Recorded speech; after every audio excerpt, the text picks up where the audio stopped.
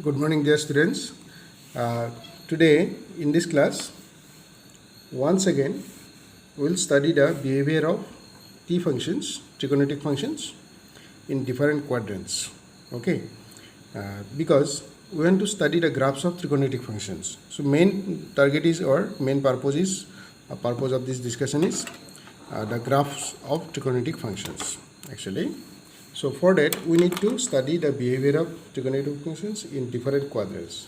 So this is our topic today, graphs of sine function, cos function, tan function, no? And then the other three functions again.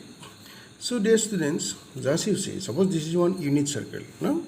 In this unit circle, you know that the radius of this unit circle is, when you say unit circle, you understand radius is 1, and this point, its coordinate is 1, 0.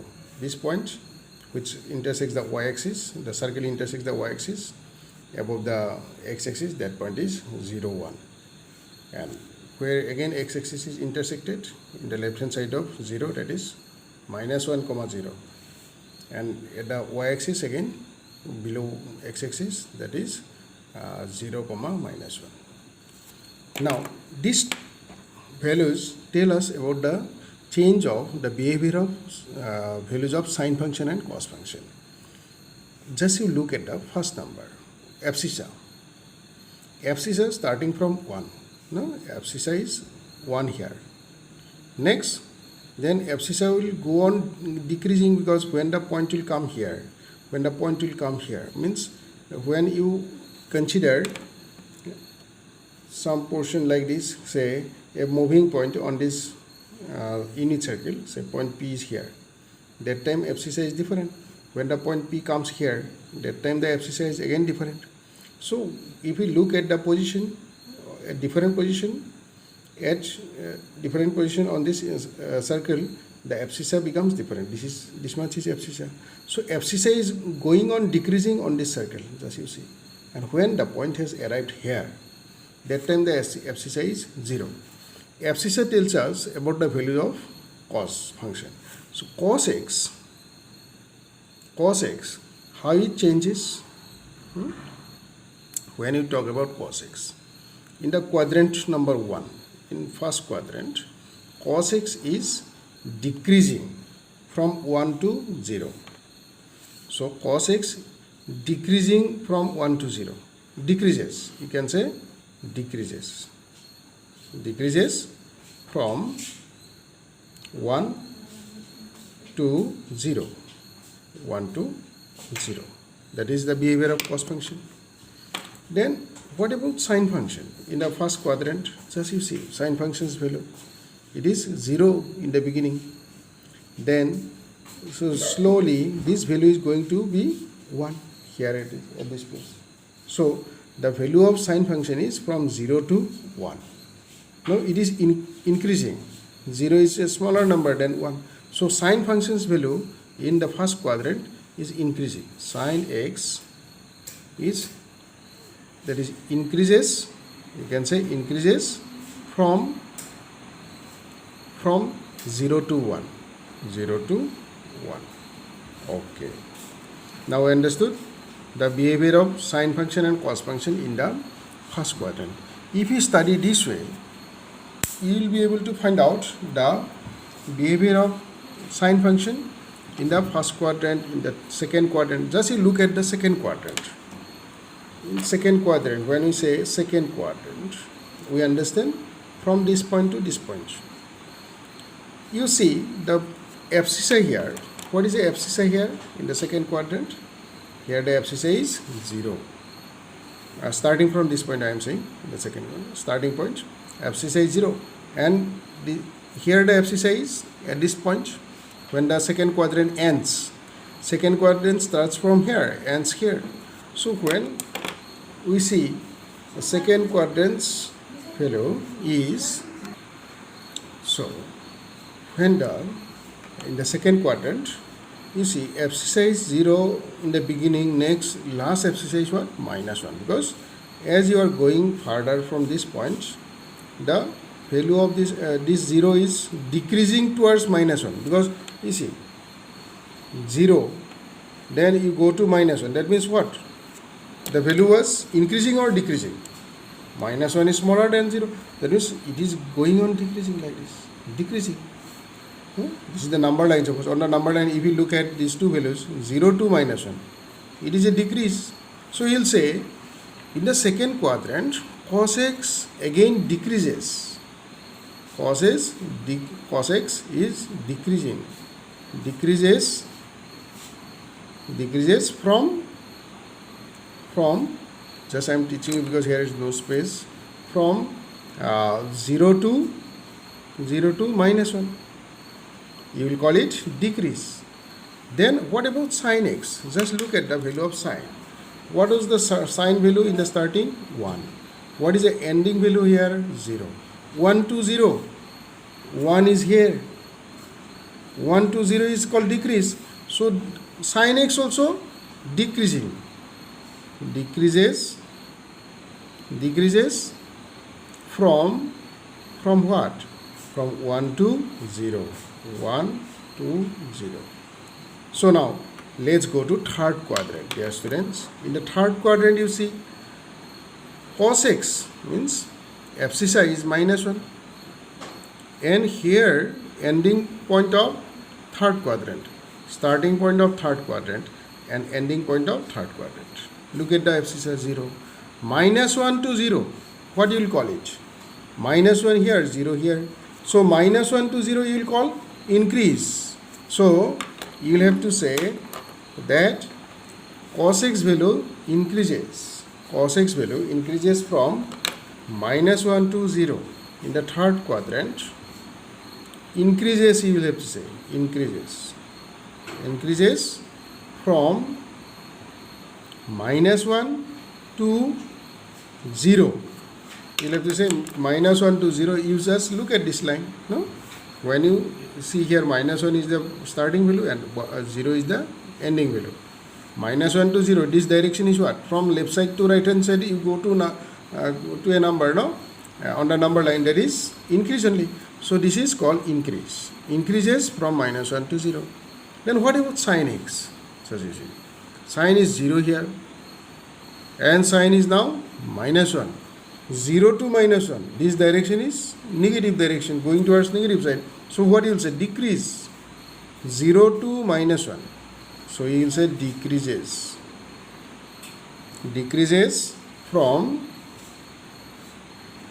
0 to minus 1. This is the sin x values. Now, just see, dear students. Now we will go to fourth quadrant. Fourth quadrant. So, fourth quadrant, what happens? Fourth quadrant starts here. This is the fourth quadrant. No? Then cos x value is 0. And here it is 1. 0 to 1. Going from 0 to 1 is increase. So cos x value increases in the fourth quadrant. Increases from 0 to 1. 0 to 1. Then what about sin x value? Just you see, sin x. Sin x is minus 1 here. Now it is 0. Minus 1 to 0. Negative to non-negative number. That is increase only. So minus 1 to 0 is increase. So you will have to say increases. Increases from minus 1 to 0. Minus 1 to 0. So in all the four quadrants, now we know the behavior of sine function and cos function. Now, dear students, if with this knowledge we draw the graph of sine function and cos function, we will get the graph this way. Just you see, dear students. I am to draw the graph of, say, sine function. How to show the graph of sine function? Just you see, dear students. But you might have noticed one thing, previously also I told you that value of sine function and cos function will always lie between -1 and +1. It will not be exceeding -1, exceeding 1, or it will not go beyond -1 also. It will always be lying between -1 and +1. That's why here in this Cartesian plan, in this x o x dash and y o y dash, I will mark -1 and +1. Whose graph are we going to draw just now? Graph of sine function. Okay, dear students, graph of sine x. Next we will learn the graph of cos x. Here we will learn the graph of sine x. First you do like this: -1 and +1 on both the sides. Since you are talking about sine function, so you just first mark -1 and +1 on the y-axis. So here +1 suppose, and here at this place, so at this place -1. Okay, and here on this x-axis the angles, because x stands for what? Angles. Angles will be, we can take our standard angles. Standard angles means you say 0 radian, pi by 3 radian. Let us talk in radian, or in degree if you say 0 degree, 30 degree, 45 degree, 60 degree, 90 degree. Then also pi degree, no? Pi means 180 degree. Then 3 pi by 2 degree, that means 270 degree. You understand now? Means I say here in radian I will say, okay, not in degree. Let us learn in radian. Say here it is suppose pi by 2 radian, pi radian, mark like that, pi by 2 radian, pi radian, then 3 pi by 2 radian. Easy to remember. Pi by 2 radian means we are talking about first quadrant, no? Then 3 pi by pi radian means first quadrant to second quadrant, means from here to here. 3 pi by 2 radian means from first quadrant to third quadrant, like that. Means between, you can say what called second quadrant and third quadrant, in this quadrant. In the third quadrant means this part. Okay. Then here you say that is 2 pi. 2 pi means between 3 pi by 2 and pi by 2 means in the fourth quadrant. Okay.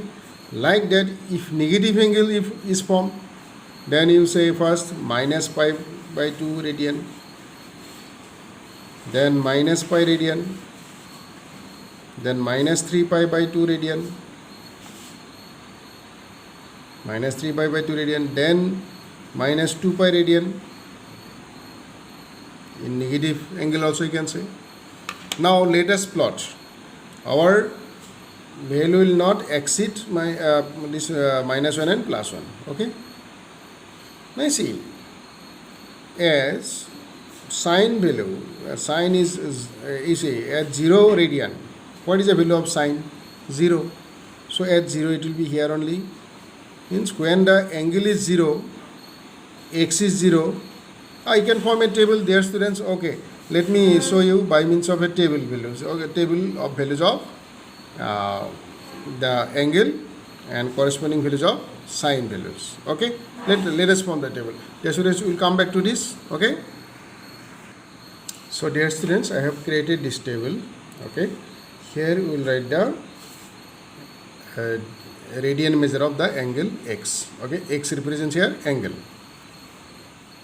and here we will write y equal to sine x, value of sine x, that means value of this function. Okay, so for, as I say from minus twice pi, let us come from minus twice pi. If it is minus twice pi angle, then value of sine function is what? At minus twice pi, value of sine function is 0. And when it is minus 3 pi by 2, no, 3 pi by 2, then at minus 3 pi by 2, the value of the sine function will be what? So dear students, at minus 3 pi by 2, how to find out the value of sine function or cos function, I am just teaching you. When you say minus pi by 2, we understand in anti-clockwise direction. So minus pi by 2 is this quadrant. This is minus pi by 2 in anti-clockwise direction. Sorry, in clockwise direction. In anti-clockwise direction, positive angle. In clockwise direction, negative angle. So when you say minus pi by 2, that is we are talking about in this quadrant, the value of sine. So in this quadrant at minus pi by 2, the value of sine is minus 1. At minus pi means it comes from this side to this side. That at minus pi it is 0. At minus 3 pi by 2, that means 1 quadrant, 2 quadrant, 3 quadrant. That time the value of sine function is again 1. So when you go clockwise way, in clockwise direction, that time sine value you'll consider this way: at minus pi by 2, minus 1, at minus pi 0, at minus 3 pi by 2, 1, in this way. And at minus twice pi means at here 0. That is what I have put there. At minus twice pi 0 I have put. You see in the table, here you see, at minus twice pi 0, minus 3 pi by 2, it will be 1. No? Minus 3 pi by 2, it will be 1. And at minus pi by 2, minus pi by 2, or minus pi, at minus pi, as you are minus pi, then it will be 0. At minus pi by 2, as just now I showed you, it will be minus 1. At 0, it will be 0. At pi by 2, at pi by 2, it will be 1. At pi, it will be 0. Look at the circle and say. Look at the circle here. At pi by 2 means at 0 it will be 0. 0 here. At pi by 2, now in clockwise, anti-clockwise way we are going. At pi by 2, it is 1. Here it will be 1 sine value. At pi, sine value here 0. At 3 pi by 2, 3 pi by 2 means 1, 2, 3 here. That time sine value is minus 1. So at 3 pi by 2, it is minus 1. And at twice pi, when you make a complete round, then at twice pi, the value of sine function is again 0. And already we have studied at every integral multiple of pi, the sine function is all the time 0. Integral multiple of pi means when it is 1 pi, 2 pi, 3 pi, 4 pi, 5 pi, 6 pi, that time all the time 0 only. Minus 1 pi 0. No? Pi 0. 2 pi 0. Minus 2 pi 0. Clear? So with this information we can draw the graph of sine function. Yes, students, you see the graph of sine function now? Graph of sine function. Draw this y-axis. Draw this x-axis. As you know, the value of sine function is always between minus 1 and plus 1. See? It is lying between minus 1 and plus 1. Got the idea? Minus 1 and plus 1.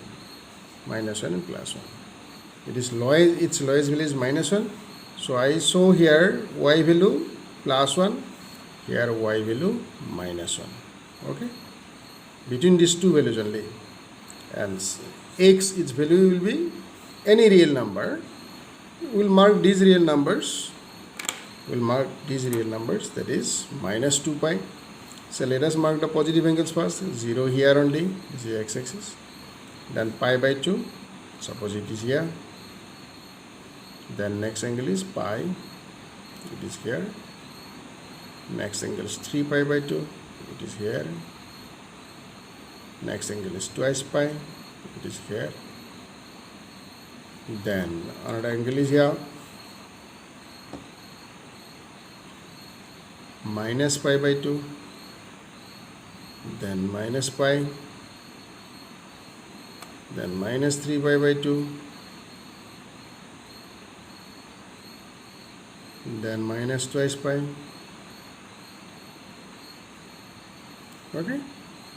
So now plot these numbers here. Now at minus twice pi, 0 here. At minus 3 pi by 2, it is plus 1. Plus 1 will be here. Okay, this is the point. Okay. Against this one. At minus pi, again it is here. Okay, these are the points. At minus pi by 2, it is again minus 1. It is here. This is the point.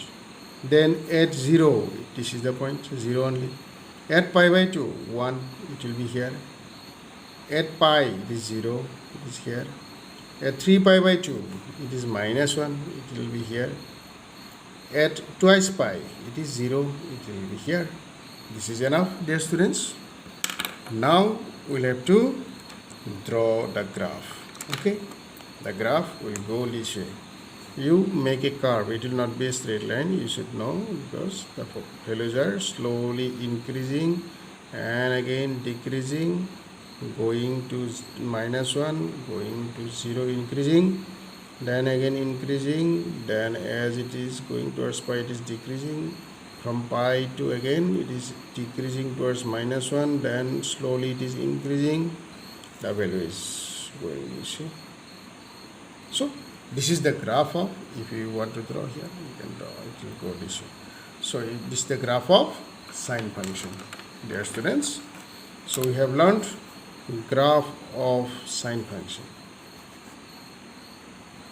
So this way you study the behavior of cos function in different quadrants and you draw the graph of cos function, and that is your homework today, graph of cos function, dear students, cos x. Next you will study the graph of tan function. Okay, dear students, thank you and have a nice day.